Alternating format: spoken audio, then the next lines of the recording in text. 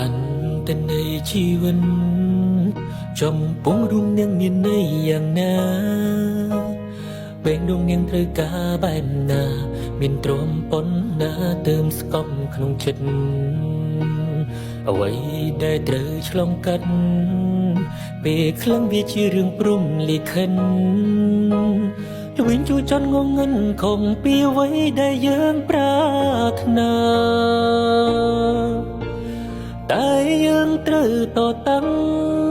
ហើយញញឹមខំដើរទៅមុខ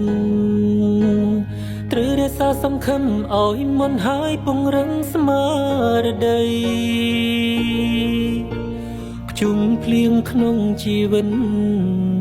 ទួងចាញ់ពេលនេះជួបបរាជ័យប្រំខ្លួនឯងថាវាមិនអ្វីចាំផ្ដើមថ្ងៃថ្មីកុំបបងចោលខ្លួនយើង